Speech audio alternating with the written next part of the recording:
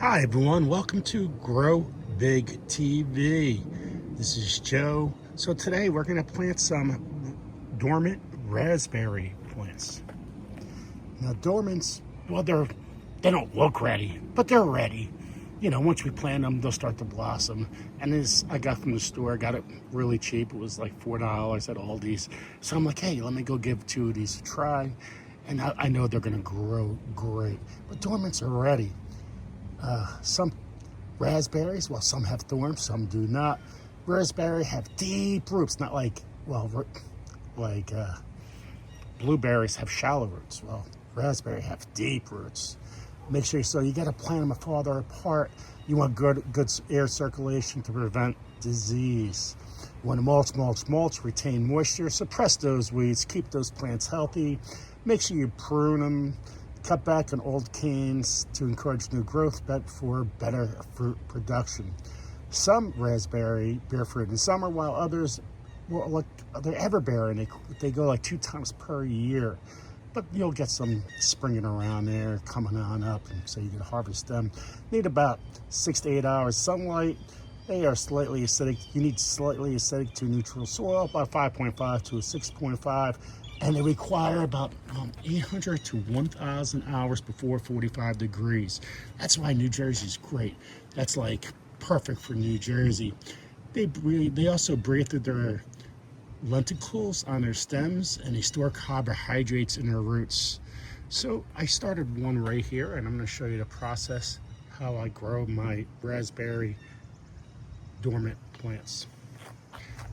So I use a compost tea mixture and EM1. EM1 is awesome. It's a microbial include. And I just let it go in here for about 3 or 4 hours. Soak those roots. Look at that root system. This is a beautiful plant. See, it got started sprouting already. Beautiful. So they've been in here for a while.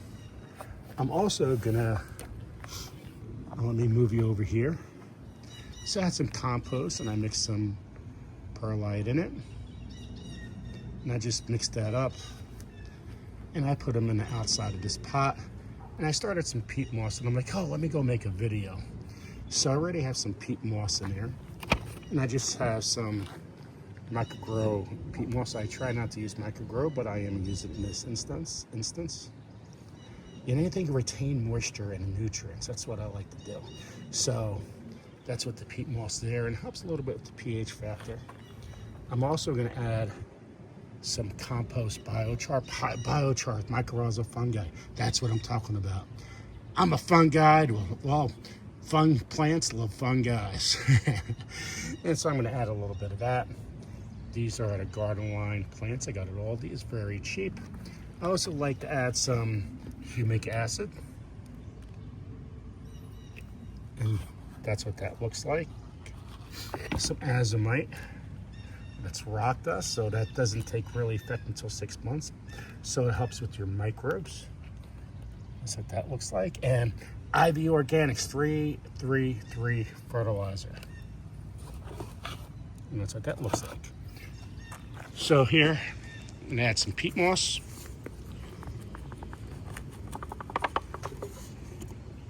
I'm gonna add some compost and biochar.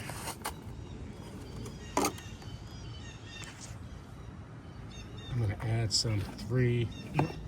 a little bit of humic acid. Not too much. A little bit of azomite.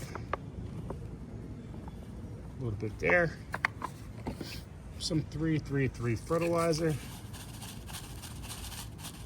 And I sprinkle them around the outside like that. And then I have my compost tea mix and EM1. Go get yourself some EM1. This is the best by Terragenics. And also check out Matt Powers. Matt Powers is the best. And the only thing I'm going to do here is I'm going to mix this up. Mix the whole in here and start in the center first. Mix that up.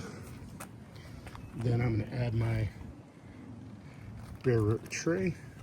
Make sure the roots go down and they're not compact and they're going all over soil, so you don't want them in just one direction.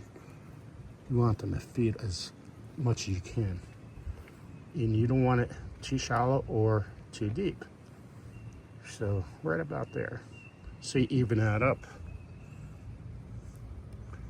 And you just gradually go to outside in. Compost, compost, compost. You always want to add your compost now and a little bit during the year. Make sure it's weed free. That looks pretty good right there. Again, not too deep, not too short. People plant too deep. Make sure the plants are straight up, not sideways.